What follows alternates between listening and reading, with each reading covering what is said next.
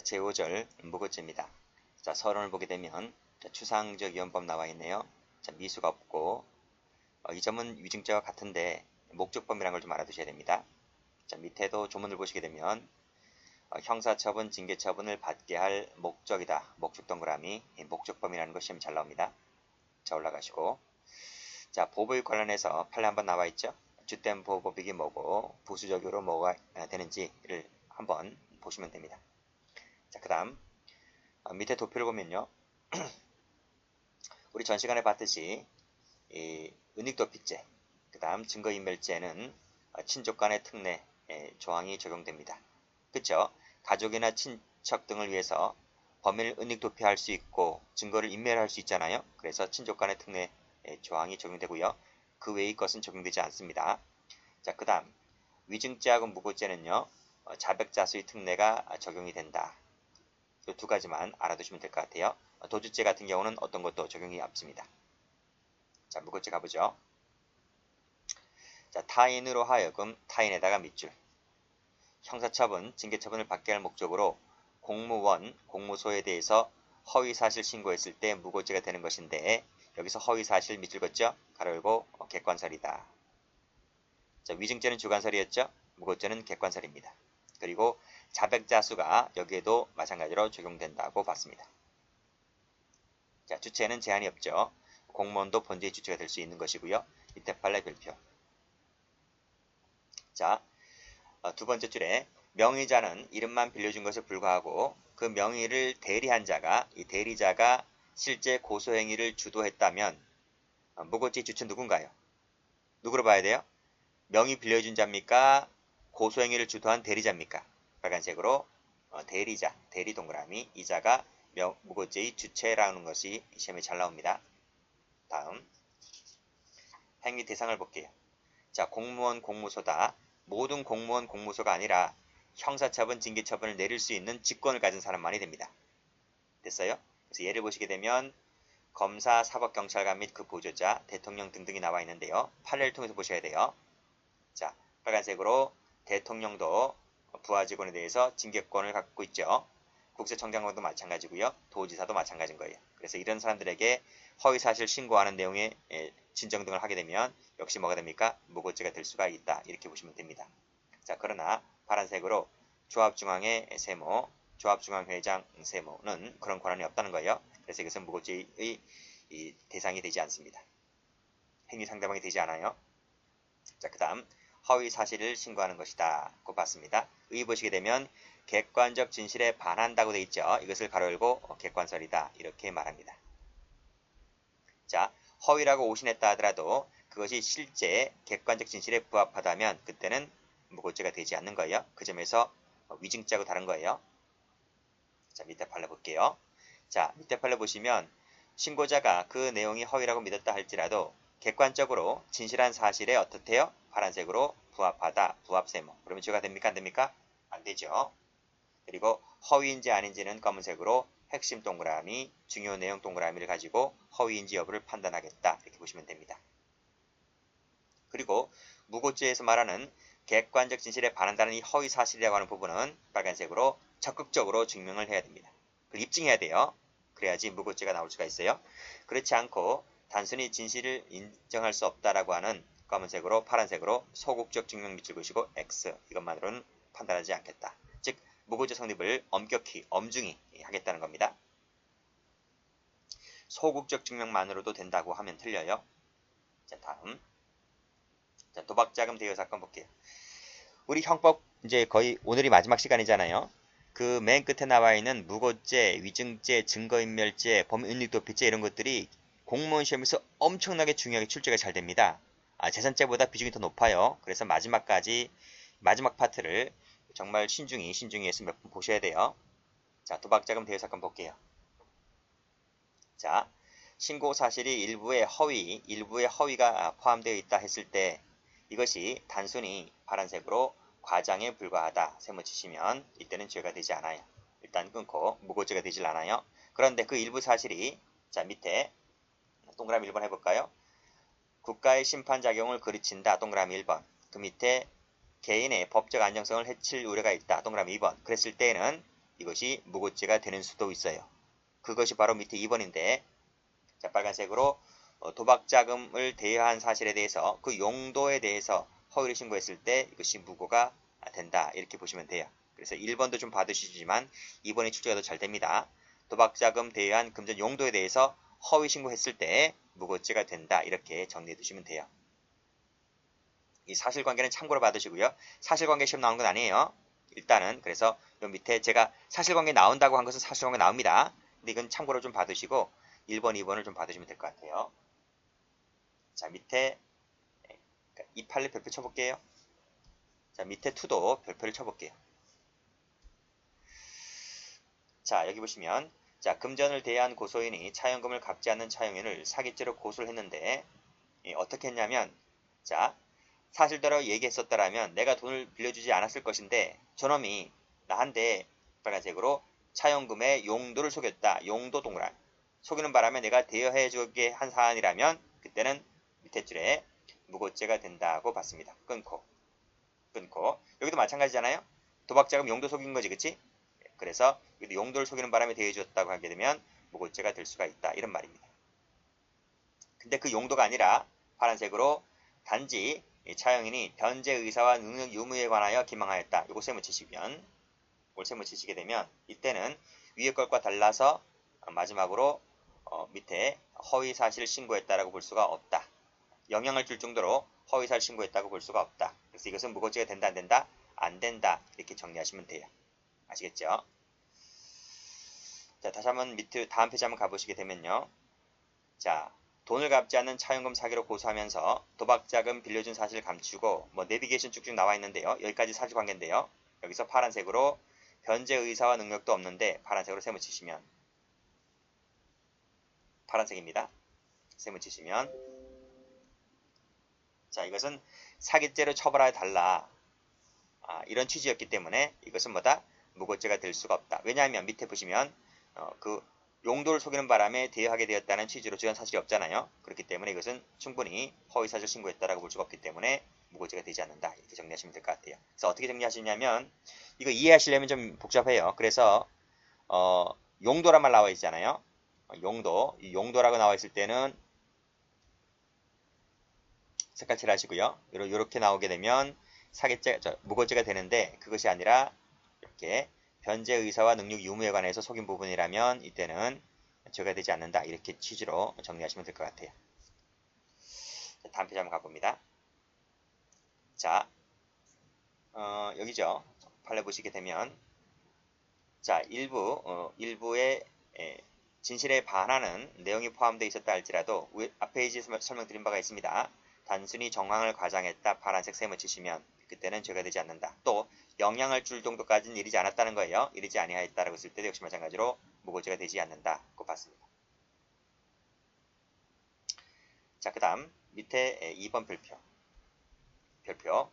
피고인 자신이 상대방이 범행의 공범으로 가담을 했습니다. 근데 자신 부분은 숨기고요. 파란색으로 상대방만을 고소했던 거예요. 고소장에는 상대방만 있지 자신은 적시가 되어 있지 않습니다. 그렇죠? 근데 고소장에 적시가 되어 있는 그 상대방만을 고소한 것은 진실에 부합한 내용이기 때문에 이것은 무고죄가 된다 안 된다? 무고죄가 되지를 않는다라고 봤습니다. 자, 밑에 OX 판례. 자, 밑에 보시게 되면 새빨간 거짓말을 한 것은 무고죄가 되고요. 새빨간 거짓말이 아닌 것은 무고죄가 안 된다. 이렇게 정리하시면 될 것 같아요. 자, 볼까요? 빨간색입니다. 자, 돈을 대한 바가 없죠. 이미 변제 받았잖아요. 이게 진실이 검은색, 진한 검은색이 진실이거든요. 근데 마치 돈을 대여하였다 동그라미. 또는 채권이 여전히 존재하는 것처럼 동그라미. 새빨간 거짓말이죠. 무고죄가 됩니다. 자, 위법성 조각사유가 있다. 이게 진실이거든요. 객관적 진실. 근데 위법성 조각사유가 적용되지 않는 동그라미. 거짓말이지? 무고죄입니다. 3번. 공소시가 완성된 것이 진실이거든요. 근데 마치 공소시가 완성되지 않은 것처럼 동그라미. 이것이 바로 뭐다? 새빨간 거짓말이기 때문에 무고죄입니다. 4번 가볼게요. 자, 을이 경찰관을 폭행하며 을을 현행범으로 체포하였는데, 즉 경찰관을 폭행했고 을을 현행범으로 체포한 것이 진실이거든요. 진실인데 이 친구가 뭐라 그랬습니까? 아니다. 나는 방해한 일도 없다면서 오히려 경찰관을 불법 체포로 고소했다. 새빨간 거짓말이지? 라고 했을 때 무고죄입니다. 위증죄를 고소한 것이 진실인데 그 고소가 허임이 밝혀졌어요. 무고죄입니다. 다음 정당하게 적법하게 한 것이 진실임에도 불구하고 허위 위조하였다고 신고했기 때문에 거짓말이지? 무고죄입니다. 먼저 자신을 때려주면 돈을 주겠다고 한 것이 진실인데 오히려 돈을 뺏었다라고 거짓말하고 있지? 무고죄입니다. 8번 팔을 잡은 사실이 없었다. 서로 멱살을 밀고 당긴 과정에서 입은 상해임을 알 수 있었다. 이게 진실이거든요. 근데 어떻게 했습니까? 피고인들이 양팔을 잡아 가세하였고 그 다음 안면부를 때려서 상해를 입혔다. 상해 동그라미. 아니 위에서 그랬잖아요. 팔을 잡은 사실도 없다고요. 그리고 이 상해라고 하는 것은 서로 멱살을 믿고 잡힌 관계에서 상해를 가한 것이지. 따라서 이 상해를 가했다는 것이 새빨간 거짓말이지. 그래서 무고죄가 됩니다. 9번 갑과 을이 공모하여 대금을 편취한 것과는 달리 이 공모가 진실이거든요. 공모에서 편취한 것이 진실이거든요. 근데 별도로 어떻게 했습니까? 별도로 이 갑이 기망하여 편취하였으니 처벌해달라는 취지로 하였다라고 했을 때 이것이 거짓말이지. 진실은 공모인데 공모가 아닌 별도로 갑이 혼자서 사기를 쳤다라고 하는 것은 거짓말이잖아요. 그래서 무고죄가 됩니다. 아무런 이의를 제기하지 않기로 한 것이 진실인데 허락 없이 마음대로 처벌하였던 것이 거짓말이기 때문에 이것이 무고죄가 됩니다. 그래서 진실에 반하는 즉 새빨간 거짓말을 한 것은 무고죄가 되는 판례들이다. 이렇게 정리하시면서 동그라미 친 것을 보시면 될 것 같아요. 자, 다음 페이지 봅니다. 자, 파란 펜 들어보시고요. 자, 무고죄라고 하는 것은 객관설리라 그랬어요. 자, 밑에 객관적인 사실관계를 자신이 인식한 대로 신고하였습니다. 근데 주관적 법적 구성이나 평가에 잘못이 있다 그랬습니다. 주관적이죠. 객관적이 아니라 주관적이지. 그리고 사실이 아닌 평가입니다. 평가. 평가에 잘못이 있는 것은 객관설과는 맞지 않죠. 객관적인 사실관계를 허위로 얘기한 것이 아니잖아요. 이건 주관적 평가, 법적 평가를 얘기한 부분이기 때문에 내가 허위사실 신고한 바가 없어요. 그래서 무고죄가 되지를 않습니다. 밑에도 주관적 법적 평가지 이것은 무고죄가 되지 않는 겁니다. 허위사실 신고해야지 무고죄가 되는 것인데 허위사실 신고한 바가 없지 3번도 그래서 죄가 되지 않습니다. 정황 다소 과장한 것은 죄가 되지 않는다고 했습니다. 자, 4번부터 9번까지를 묶어볼까요? 검은색으로 이렇게 9번까지를 묶어보면 이것은 옆에 적어볼까요? 정황 과장이다. 정황 과장은 무고죄가 되지 않는다는 판례들인데요. 자, 볼까요? 강간을 당했다. 이게 진실이거든요. 구타당했다. 그 다음 옷을 잡고 밀고 당겼다. 그 밑에 잡고 밀고 당겼다. 그 밑에 찰과상 및 좌상 입었다. 찰과상 및 좌상 입었다. 요거까지만 진실이거든요. 근데 여기서 뭐를 포함시켰습니까? 파란색으로 상해를 추가시켰습니다.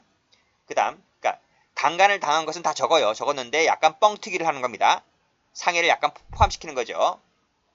6번도 상해를 포함시킨 것이고요. 7번도 상해를 포함시켰고요. 그 다음 8번도 상해를 포함시켰고요. 9번도 비골골조를 포함시킨 거예요. 기본적 사실은 그대로 적고 플러스 알파를 추가시켰다는 겁니다. 이것은 약간의 과장이기 때문에 기본적 사실관계에는 변함이 없으므로 이것은 무고죄라고 보지 않습니다. 자, 10번부터 볼까요? 자, 10번부터 12번까지를 묶어볼게요. 검은색으로. 이 세 가지는 이것은 법적 평가를 잘못한 부분이기 때문에 이때는 무고죄가 되지 않는다는 판례입니다. 자, 이미 변제받은 금원이잖아요. 근데 어떻게 했나요? 착복했다는 취지로 고소장을 제출했죠. 절취했다는 것인데 이것을 권리행사 방해죄라고 지금 잘못 기재했지. 이 사람이 법률 전문가들이 아니잖아요. 법률 전문가들이 아니기 때문에 법적 평가, 그 죄책을 달리 적을 수도 있어요. 여러분들이라면 절도죄하고 권리행사 방해죄를 정확하게 구별할 수 있어요? 지금 공부를 해서 지금 알까 말까 하는 지경인데 그거를 법을 공부하지 아니한 범죄인들이 정확하게 평가를 할 수 있냐고요. 잘 모르는 경우도 많아요. 그렇죠? 헷갈리는 경우도 많고요. 그래서 이런 것들은 무고죄라고 볼 수가 없다. 이렇게 보시면 됩니다. 그리고 편치냐 횡령이냐 둘 중은 어느 하나인 것 같은데 라고 해서 세무 치시고 이런 것들도 법적 평가를 잘못한 부분이기 때문에 무고죄라고 하는 주관적인 식 자체가 없어서 고의 탈락이어서 죄가 되지 않는다 이렇게 보시면 될 것 같아요. 그 다음 13번은 앞에서 봤죠. 사기죄로 고소하면서 도박자금을 빌려준 사실을 숨기고 했을 때 파란색으로 변제의사 능력 유무 이거 세무 치시면 이것은 죄가 되지 않는다라고 앞에서 말씀드린 바가 있습니다. 자, 다음 판례 봅니다. 최신 판례인데 아주 출제가 잘 되는 판례입니다. 별표 박아두시고요. 자, 여기서부터 읽어볼게요. 자, 성폭행 피해를 입었다는 신고 사실에 대하여 자, 수사기관으로부터 불기소 처분을 받거나 또는 법원으로부터 무죄 판결을 받았을 때 자, 그러면 이 가해자는 어떻게 할까요? 내가 경찰서, 검찰 막 끌려다니고 재판받고 막 했는데 오히려 불기소가 나오거나 무죄 판결을 받았단 말이죠. 그러면 전세는 역전되겠죠. 그래서 오히려 이 피해자를 가만히 안 둘 거예요. 가해자가. 그래서 너 잘됐다. 너 무고죄를 한번 당해봐라. 이렇게 할 수도 있잖아요. 그러면 보세요. 자, 실제로 성폭행을 당했다고 칩시다. 판결이 이렇게 나왔다 할지라도 실제로는 성폭행을 당했다 칠게요. 자, 그러면 이 여성은 성폭행 당한 부분에 대해서 일단 피눈물 한번 흘릴 거예요. 그리고 검찰이나 법원으로부터 불기소 무죄 판결 받았다면 그 자체에 또 눈물 한번 흘릴 것이고 무고죄로 또다시 내가 고소를 당하면 또 거기서 눈물 또 한번 흘릴 거예요. 자, 그러면